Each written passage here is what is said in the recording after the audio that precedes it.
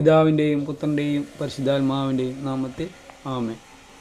യേശുവിൽ സ്നേഹമുള്ള മാതാപിതാക്കളെ, സഹോദരി സഹോദരന്മാരെ, പ്രിയ കുഞ്ഞുമക്കളെ, ഇന്ന് നമ്മൾ ചിന്തിക്കാൻ പോകുന്ന വിഷയം ആരെയാണ് വിശ്വസിക്കേണ്ടത്. അതിനെടുക്കുന്ന വചനഭാഗം ബൈബിളിലെ യോഹന്നാൻ്റെ സുവിശേഷം 6-ാം അധ്യായം 27 മുതൽ ഒന്ന് വായിക്കാൻ ഞാൻ നശ്വരമായ അപ്പത്തിനു വേണ്ടി അധ്വാനിക്കാതെ മനുഷ്യപുത്രൻ തരുന്ന നിത്യജീവൻ്റെ അനശ്വരമായ അപ്പത്തിനു വേണ്ടി അധ്വാനിക്കുവിൻ. എന്തെന്നാൽ പിതാവായ ദൈവം അവൻ്റെ മേൽ അംഗീകാരമുദ്ര വച്ചിരിക്കുന്നു. അപ്പോൾ അവർ ചോദിച്ചു, ദൈവഹിതമനുസരിച്ച് പ്രവർത്തിക്കുന്നവരാകാൻ ഞങ്ങൾ എന്തു ചെയ്യണം? അപ്പോൾ യേശു മറുപടി പറയാണ്,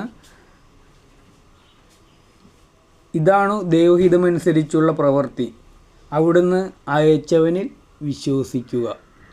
യേശുവിൽ സ്നേഹമുള്ളവരെ, ഇവിടെ കാണാം ദൈവത്തിൻ്റെ ഹിതമനുസരിച്ച് നമ്മൾ പ്രവർത്തിക്കാൻ എന്ത് ചെയ്യണമെന്ന് യഹൂദർ ചോദിച്ചപ്പോൾ പറഞ്ഞു കൊടുത്തതാണ് കർത്താവ്.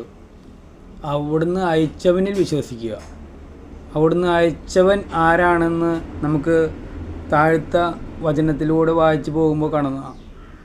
യേശു പറഞ്ഞു, ഈ 34-ാമത്തെ അധ്യായത്തിൽ പറയുന്നുണ്ട്, യേശു അവരോട് പറഞ്ഞു, ഞാനാണ് ജീവൻ്റെ അപ്പം, എൻ്റെ അടുത്ത് വരുന്നവന് ഒരിക്കലും വിശക്കുകയില്ല, എന്നിൽ വിശ്വസിക്കുന്നവനെ ദാഹിക്കുകയുമില്ല എന്ന് വചനഭാഗം നമ്മെ ഓർമ്മപ്പെടുത്തുന്നുണ്ട്. സ്നേഹമുള്ളവരെ, 37-ാമത്തെ തിരുവചനം പറയുന്നുണ്ട്, എൻ്റെ അടുക്കൽ വരുന്നവനെ ഞാൻ ഒരിക്കലും തള്ളിക്കളയുകയില്ല എന്ന്. സ്നേഹമുള്ളവരെ, കർത്താവായ യേശു ക്രിസ്തുവിൽ വിശ്വസിക്കുക. വചനഭാഗത്തിൽ നമുക്ക് കാണാമല്ലോ, കർത്താവായ യേശു ക്രിസ്തുവിൽ വിശ്വസിക്കുക, നീയും നിൻ്റെ കുടുംബവും രക്ഷ പ്രാപിക്കുമെന്ന് വചനഭാഗം നമ്മെ ഓർമ്മപ്പെടുത്തുന്നുണ്ട്.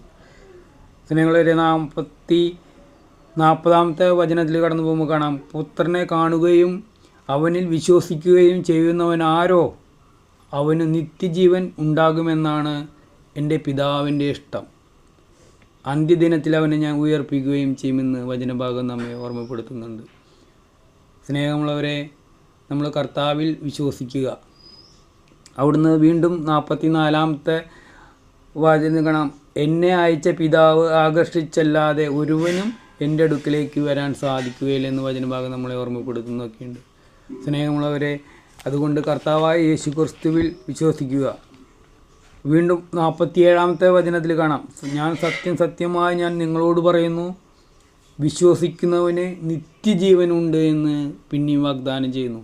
സ്നേഹമുള്ളവരെ, നമുക്ക് വചനഭാഗം വീണ്ടും വായിച്ചു കൊണ്ടിരിക്കുമ്പോൾ പിന്നെയും കാണാം, നിങ്ങൾ 53-ാമത്തെ, നിങ്ങൾ മനുഷ്യപുത്രൻ്റെ ശരീരം ഭക്ഷിക്കുകയും അവൻ്റെ രക്തം പാനം ചെയ്യുകയും ചെയ്യുന്നില്ലെങ്കിൽ നിങ്ങൾക്ക് ജീവൻ ഉണ്ടായിരിക്കുകയില്ല എന്നുകൂടി വചനഭാഗം നമ്മെ ഓർമ്മപ്പെടുത്തുന്നുണ്ട്. സ്നേഹമുള്ളവരെ, അതുകൊണ്ട് കർത്താവായ യേശു ക്രിസ്തുവിൽ വിശ്വസിക്കുക. ഇവിടെ നമുക്ക് ഒരു 10-ാമത്തെ അധ്യായത്തിലേക്ക് കാണാം, 10-ാമത്തെ അധ്യായം 29-ാം തിരുവചനം ഞാനൊന്ന് വായിക്കാം. അവയെ എനിക്ക് നൽകിയ എൻ്റെ പിതാവ് എല്ലാവരേക്കാൾ വലിയവനാണ്, പിതാവിൻ്റെ കയ്യിൽ നിന്ന് അവയെ പിടിച്ചെടുക്കാൻ ആർക്ക് സാധിക്കുകയില്ല, ഞാനും പിതാവും ഒന്നാണ് എന്നാണ് വചനഭാഗം ഓർമ്മിപ്പിക്കുന്നത്.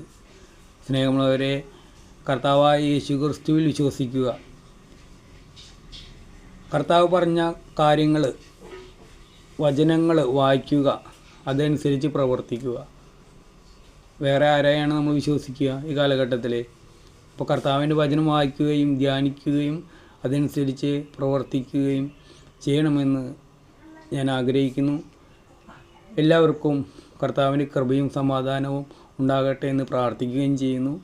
നല്ലൊരു ദിവസം ആശംസിക്കുകയും ചെയ്യുന്നു.